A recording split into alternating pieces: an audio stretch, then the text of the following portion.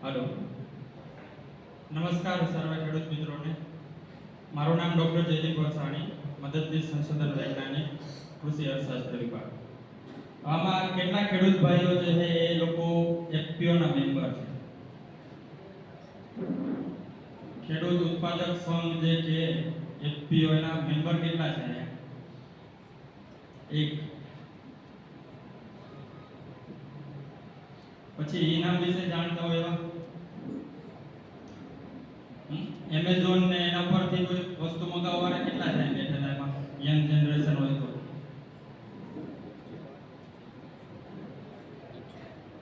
Online વસ્તુ મંગાવતા હોય એવા કેટલા છે કોઈ બરાબર જેમ આપણે વસ્તુ ઓનલાઈન મંગાવીએ એ પ્રમાણે સરકારે પણ ઓનલાઈન પ્લેટફોર્મ ઇનામ ઇલેક્ટ્રોનિક નેશનલ એગ્રીકલ્ચર માર્કેટ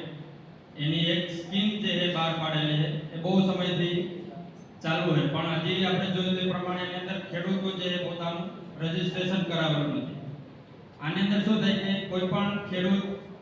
અહીંયા કુકરમુંડાનો ખેડૂત હોય અને એને પોતાનો માલ જો સુરત માર્કેટ કે ગુજરાતની બહાર માર્કેટની અંદર વેચવો હોય તો એ ઇનામ પોર્ટલ ઉપર એનું રજીસ્ટ્રેશન કરાવે છે સેલર તો ત્યાં બહારના બીજા રાજ્યના જે વેપારી જે હોય એ ડાયરેક્ટ તમારો માલ અહીંથી બેઠા બેઠા તમે ત્યાં વેચી શકો અને એની અંદર સારામાં સારો ભાવ પણ ખેડૂતો પોતાને જે ઉત્પાદન કરેલું હોય તો એની ક્વોલિટીના બેઝ ઉપર એ લોકોને ભાવ મળતો હોય પણ આ બાજુ આપણે જોઈએ તો ઘણા બધા આજે પાછળ એક ભાઈ સાથે વાત કરેલી કે અહીંયા ગામના જ જે ખેડૂતો છે પોતાનો માલ એ બારોબાર જે બજારની અંદર વેચી દે અહીંયા એપીએમસી માં વેચવાની જગ્યાએ એના માટેના શું પરિબળો છે કોઈ ઇશ્યુ હોય તો કે બરાબર આપણે અલગ અલગ જે સેગમેન્ટ જે સરકારે જે બહાર પાડેલા જે ખેડૂતોના ઉદ્ધાર માટે એના વિશે આપણે વાત કરીએ તો પહેલું એ તમને વાત કરી કે ઇનામ ઇલેક્ટ્રોનિક નેશનલ એગ્રીકલ્ચર માર્કેટ કે જેની અંદર ખેડૂતો એક છેડેથી બીજા છેડે પોતાનો માલ વેચી પણ શકે અને ખરીદી પણ શકે એની અંદર કોઈ લિમિટેશન નથી બરાબર બીજું એક જે મોડેલ છે સરકારે બહાર પાડેલું એ આઈએફએસ ઇન્ટિગ્રેટેડ ફાર્મિંગ સિસ્ટમ આનો મુખ્ય ઉદ્દેશ્ય જે છે ખેડૂતોની પોતાની જે કંઈ પણ જરૂરિયાત છે તે સાયકલની અંદર એ ત્યાં પૂર્ણ કરવામાં આવે ઇન્ટિગ્રેટેડ ફાર્મિંગ સિસ્ટમ એટલે ખેડૂત જે પોતે ખેતીવાડી પણ કરતો હોય સાથે સાથે પશુપાલન પણ કરતો હોય અથવા પોલ્ટ્રી પણ કરતો હોય તો એ ખેડૂત જે કંઈ પણ ઉત્પાદન કરે જે ક્રોપનું ઉત્પાદન કરે તેની બાય પ્રોડક્ટ એ ઢોરને એ આપણે ગાય કે ભેંસને એને ખવડાવવા માટે ઉપયોગ કરીએ એનો જે ગોબર જે પાછો આપણે ખાતર તરીકે એનો પાછો આપણા ખેતરની અંદર જ ઉપયોગ કરીએ એટલે એક કરતા વધારે જે કંઈ પણ મોડેલ્સ એને એન્ટરપ્રાઇઝ જે કે એની ભાષાની અંદર એક કરતા વધારે એન્ટરપ્રાઇઝ ખેડૂતો જો અપનાવે કે એકલી ખેતી ન કરતા બીજી પણ સાઈડની અંદર એ લોકો આવકનો સોર્સ જે છે એ સ્ત્રોત એ અપનાવે તો એ લોકોને કન્ટિન્યુઅસ મોડની અંદર એક મહિનાથી મહિના એની અંદર એ લોકોને આવક પણ ચાલુ રહે કે જેનાથી એ લોકોની રોજબરોજની જે કંઈ પણ ખર્ચ હોય મહિનાનો એ એની અંદર ફૂલફિલ થઈ જાય જ્યારે આપણે જોઈએ કે સુગર કેન જે શેરડી વાવે તો એની અંદર શેરડીનું વાવેતર જે કરીએ આપણે આપણા ખેતરની અંદર અને પછી શેરડી જ્યારે મિલની અંદર પિલાણની અંદર જાય પછી આપણને 3 ઇન્સ્ટોલમેન્ટની અંદર જે પૈસા મળતા હોય તો એનાથી એ લોકોની જે ખેડૂતો એ પોતાને બીજા ઉપર જોઈએ કેપિટલ સાઉન્ડ ન હોય તો એ લોકોને બીજા ઉપર આધાર રાખવો પડે કોઈ પણ ટ્રેડર હોય વેપારીની પાસેથી પૂછીના પૈસા કે લોન પેટે એ લોકોને પૈસા લેવા પડતા જો એ લોકો આઈએફએસ મોડલ એનો ઉપયોગ કરે અપનાવે તો ખેડૂતોને પોતાની જે કે પણ જરૂરિયાત એ પણ મળતી રહે અને સામે જે કે પણ આપણે રોજબરોજનો જે કે પણ મંથલી જે ખર્ચ થતો હોય તો ખર્ચની આવક પણ એની અંદરથી આપણને મળતી રહેતી હોય બરાબર ત્રીજું એક મોડેલ જે આપણે જોઈએ તો એફપીઓ ફાર્મર પ્રોડ્યુસર ઓર્ગેનાઇઝેશન નાના ખેડૂતો જે એ લોકોને આપણે જોઈએ તો માર્કેટની અંદર એ અત્યારના બાજુ આપણે જોઈએ તો મોટા ભાગે જે ખેડૂત એ સ્મોલ અને માર્જિનલ ફાર્મર જે સીમાંત ખેડૂતો એને નાના મધ્યમ વર્ગના જે ખેડૂતો છે તો એ લોકોની જમીન જે છે લિમિટેડ ની અંદર હોય તો એની અંદર કોઈ પણ એક પાકનું ઉત્પાદન કરે અને એની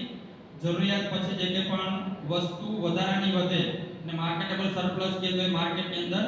એને વેચાણ કરવા માટે જાય તો એ લોકો પાસે જથ્થો ઓછો હોય તો સામે માર્કેટની અંદર ખેડૂતો જે કે પણ જણસ લઈ જશે એના વેપારી એ પ્રમાણે ભાવ આપશે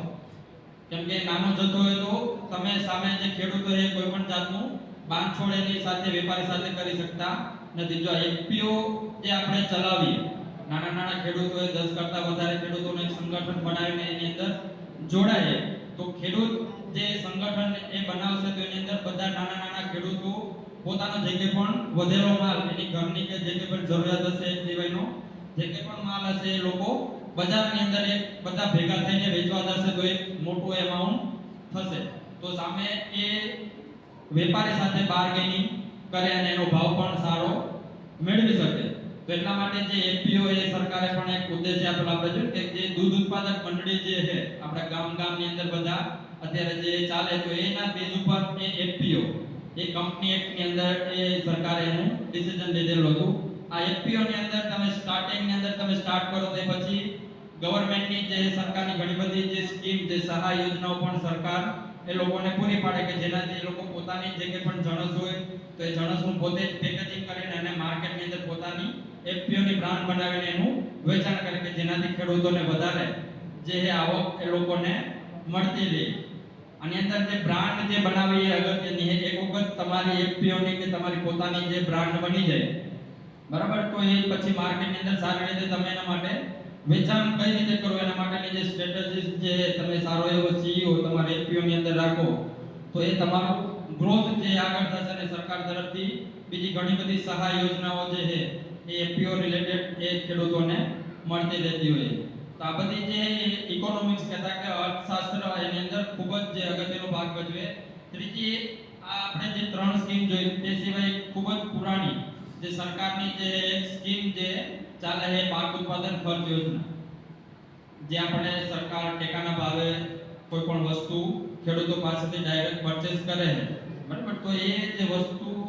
એનો ભાવ જે સરકાર નિર્ધારિત કરે તો એ તમારા ખેડૂતો પાસે એ સરકારના જે રિપ્રેઝેન્ટેટિવ જે હોય યુનિવર્સિટીમાંથી એ તમારી ડે ટુ ડે ની એક્ટિવિટીઝ જે કે પણ ખર્ચ થતો એની અંદર કરતા હોય અને એનું જે નોંધ જે લઈને પછી સરકારની અંદર એ આંકડા મોકલવામાં આવે અને એમાંથી પછી આગળ જે વસ્તુ જે સેન્ટ્રલમાંથી ત્યાં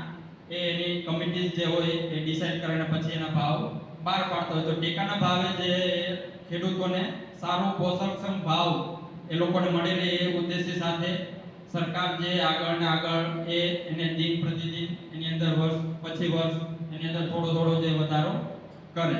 બરાબર. તો આ બધા જે છે સરકારના મુખ્ય ઉદ્દેશ્ય છે કે કઈ રીતે ખેડૂતો જે છે આટલા વર્ષો 75 વર્ષ થયા તો પણ એની જે સુખાકારી જે એનું જે સ્ટાન્ડર્ડ ઓફ લિવિંગ જે એની અંદર કેમ સુધાર નથી આવતો, તેના માટેના બધા જે અલગ પરિબળો જે આયામનો એનો બધો વિચાર કરીને જે આ એફપીઓ છે ઇનામ છે એની અંદર જે સરકાર કઈ રીતે ખેડૂતો એની અંદર વધારે ને વધારે જોડાય કે જેનાથી લોકોને ખૂબ જ આગળ જતા એ લાભ થાય. બસ જય હિન્દ જય ભારત.